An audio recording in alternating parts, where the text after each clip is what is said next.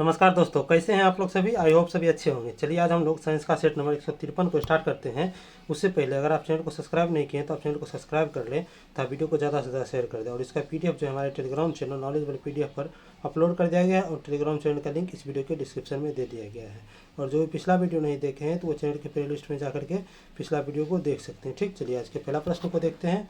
प्रश्न क्या कह रहा है कि जैसे जैसे हम आवर्त में आगे बढ़ते हैं तो तत्वों की संयोजकता क्या होती है। ठीक ना, देखिए ये है आवर्त, ये होता है आवर्त, क्षैतिज रेखा आवर्त होता है और ध्रुवाधर रेखा क्या होता है, वर्ग होता है। ठीक ना, तो आवर्त में जैसे हम आगे बढ़ते हैं यानी कि बाएं से दाएं की ओर जाते हैं तो क्या होता है इसकी संयोजकता में। पहली संयोजकता क्या होती है, आपको बढ़ता है। ठीक है, प्रारंभ में क्या होता है, संयोजकता बढ़ता है और अंत में जाकर के हो जाए ना आपको संयोजकता क्या होने लगता है, आपको घटने लगता है। ठीक है, इनकी घटता है। ठीक, यानी क्या हो जाएगा, इसका उत्तर ऑप्शन नंबर डी हो जाएगा। ठीक, अगला प्रश्न है कि कार्बन 12 परमाणु में होता है। देखिए कार्बन 12, ठीक है, तो कार्बन का देखिए क्या है, आपको परमाणु क्रमांक तो 6 है। ठीक, देखिए इसका देखिए आपको संरचना देखिए कैसे है।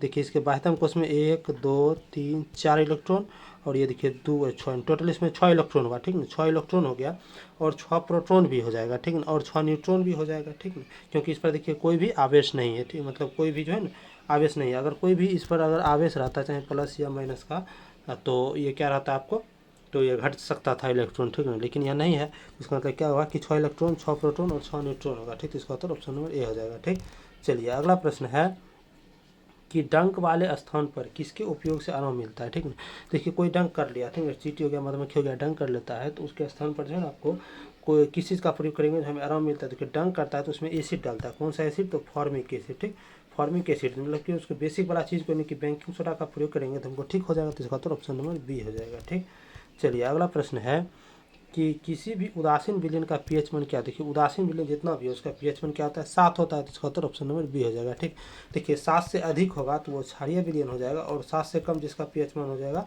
वो आपको अम्लीय विलयन हो जाएगा। ठीक, चलिए अगला प्रश्न है कि जो है ना सूर्य की ओर सूर्यमुखी की गति क्या कहलाता है। देखिए सूर्य की ओर सूर्यमुखी गति कर रहा है मतलब क्या हुआ कि वो सूर्य की ओर गति कर रहा है, यानी कि प्रकाश की ओर गति कर रहा है। तो इसे हम कहते हैं प्रकाशानुवर्तन। ठीक ना, इसे ही आपको फोटोट्रोपिज्म कहा जाता है। ठीक, इसका उत्तर ऑप्शन नंबर ए हो जाएगा। ठीक, चलिए अगला प्रश्न है कि वृद्धि हार्मोन किसके द्वारा स्रावित। देखिए वृद्धि हार्मोन जो होता है आपको पीयूष ग्रंथि या पिट्यूटरी ग्रंथि कहते हैं, उसके द्वारा स्रावित होती है। ठीक नहीं, ये जो हार्मोन होती है ये आपको क्या करता है कि हड्डी सहित जो है ना शरीर के सभी अंगों को जो है अनिवार्य रूप से विकसित करता है। ठीक है, तो इसका उत्तर ऑप्शन नंबर ए हो गया। चलिए अगला प्रश्न है कि निम्न में से कौन सा वृद्धिरोधी हार्मोन है। वृद्धिरोधी हार्मोन, देखिए वृद्धिरोधी हार्मोन कौन है, तो आपको एब्सेसिक एसिड है। ठीक, यह क्या करता है कि पौधे के जो रंध्र होता है ना उसको बंद कर देता है और वाष्पोत्सर्जन को ये नियंत्रित करता है, जिससे क्या होता है कि ये आपको पौधा जो है ना आपको इसका वृद्धि रुक जाता है। ठीक है, और इस साथ ही साथ क्या करता है कि बीज तथा कली को भी ये सुसुप्ता ला देता है, यानी कि पौधे का बीज जो होता है और उसका कली होता है उसको भी ये सुसुप्त लाता है। ठीक, इसका उत्तर ऑप्शन नंबर सी हो जाएगा। एब्सेसिक एसिड क्या है, तो वृद्धिरोधी हार्मोन है। ठीक, चलिए अगला प्रश्न है कि हाइपरमाइट्रोपिया के मामले में सुधार के लिए किस लेंस का। हाइपरमाइट्रोपिया मतलब क्या हुआ कि हो गया आपको दूरदृष्टि दोष। देखिए मायोपिया होता है आपको निकट दृष्टि दोष और हाइपरमाइट्रोपिया हो गया दूरदृष्टि दोष, यानी कि दूरदृष्टि दोष को दूर करने के लिए कौन सा लेंस का प्रयोग किया जाता है, उत्तल लेंस का। जिसका उत्तर ऑप्शन नंबर ए हो जाएगा, उत्तल लेंस। ठीक, चलिए अगला प्रश्न है कि वास्तविक और उल्टे प्रतिबिंब के लिए दर्पण का आवर्धन क्या। देखिए आवर्धन जो होता है को एम से डिनोट किया जाता है, इसका फॉर्मूला होता है -v/u। ठीक है ना, तो देखिए जब एम का मान अगर निगेटिव आता है तो वस्तु का जो है प्रतिबिंब वास्तविक एवं उल्टा प्रतिबिंब बनता है। जब एम का मान पॉजिटिव आता है तो काल्पनिक एवं सीधा प्रतिबिंब बनता है। ठीक है, यहाँ देखिए कैसा प्रतिबिंब बना है, वास्तविक और उल्टा। तो वास्तविक और उल्टा तो एम का मान क्या होगा, निगेटिव होगा यानी कि ऋणात्मक होगा। इसका उत्तर ऑप्शन नंबर बी हो जाएगा। ठीक, चलिए अगला प्रश्न है कि धात्विक चालक में विद्युत धारा का प्रवाह होता है कैसे। देखिए कोई भी धात्विक चालक है उसमें विद्युत धारा का प्रवाह जो है केवल इलेक्ट्रॉन के कारण होता है। ठीक, इसका उत्तर ऑप्शन नंबर ए हो जाएगा। ठीक है, क्योंकि देखिए क्या होता है कि प्रोटॉन और न्यूट्रॉन क्या होता है, ये नाभिक में जो है ना मजबूती से बंधे रहता है। ठीक है, इसी कारण युगमन नहीं करता है। लेकिन इलेक्ट्रॉन क्या होता है, परमाणु में मुक्त अवस्था में रहता है, मुक्त अवस्था में रहता है, तो इसी कारण क्या होता है आपको जो है आपको विद्युत धारा का प्रवाह होता है। ठीक, चलिए अगला प्रश्न है कि टांका किन अवयवों का मिश्रण है। टांका देखिए टीन और लेड का मिश्रण है। ठीक है, टीन इसमें होता है आपको 67% और लेड होता है कितना, 33%। ठीक, इसका उत्तर ऑप्शन नंबर ए हो जाएगा, टांका, जो कि सोल्डरिंग में प्रयोग आता है, टांका का है। ठीक, चलिए अगला प्रश्न है कि निम्न में से कौन सा अग्र मस्तिष्क का हिस्सा नहीं है। अग्र मस्तिष्क क्या होगा कि मस्तिष्क का जो बाहरी भाग होगा मतलब आगे का भाग होगा उसे हम अग्र मस्तिष्क कहते हैं। ठीक, तो आगे का भाग में देखिए कौन नहीं है, तो देखिए सेरिब्रम, हाइपोथैलेमस और थैलेमस, ये तीनों तो हैं ही लेकिन ये मेडुला नहीं है। तो इसका उत्तर ऑप्शन नंबर ए हो जाएगा, मेडुला। ठीक, चलिए अगला प्रश्न है कि निम्नलिखित में से कौन सबसे बड़ी अंतःस्रावी ग्रंथि है। अंतःस्रावी ग्रंथि में सबसे बड़ा है आपको थायराइड ग्रंथि, ठीक।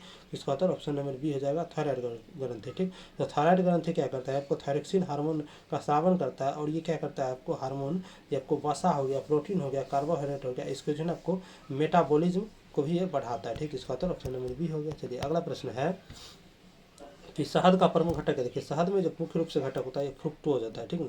तो फ्रुक्टोज कितना होता है, तो शहद में फ्रुक्टोज लगभग 38% होता है। और ग्लूकोज पूछेगा तो ग्लूकोज हो जाता है आपको 31%, माल्टोज होता है 7.1%, और जल पूछेगा तो 17% होता है शहद में, ठीक। चलिए अगला प्रश्न है कि मांसपेशियों के निर्माण और वृद्धि के लिए एंटीबॉडी बनाने के लिए इनमें से किसकी अधिक आवश्यकता होती है। यानी कि मांसपेशी का निर्माण करना है, उसका वृद्धि करना है और एंटीबॉडी भी बनाना है, तो किसका आवश्यकता होगा, तो ये प्रोटीन ऐसा काम करता है, ठीक। इसका तो ऑप्शन नंबर ए हो जाएगा, प्रोटीन, ठीक। चलिए अगला प्रश्न है कि मलेरिया रोग से शरीर का कौन सा अंग पर, देखिए मलेरिया रोग जो होता है इससे आपको पीलिया प्रभावित होता है, ठीक। तो इसका उत्तर ऑप्शन नंबर ए हो जाएगा, पीलिया, ठीक। देखिए चलिए अगला प्रश्न है कि सूची 1 को सूची 2 के साथ सुमेलित कीजिए और सही उत्तर का चयन कीजिए। देखिए सूची 1 में कुछ जीव दिया है, उसका संघ दिया हुआ है, ठीक। तो सूची ए में क्या दिया हुआ है, तारा मछली। तो तारा मछली देखिए किसके साथ मिल जाएगा, तारा मछली ये जो आपको एकाइनोडर्मेटा का आता है, ठीक है। आपको देखिए पायाला संघ मोलास्का का है, नेरिस क्या है तो संघ एनिलिडा का है, और पेरेनेरिया क्या है तो प्लेटी हेलमेंथिस का है, ठीक। इसका मतलब एक का एक, यानी ए का 1, बी का 2, सी का 3 और डी का 4 हो जाएगा। तो इसका तो ऑप्शन नंबर ए हो जाएगा, ठीक। चलिए अगला प्रश्न है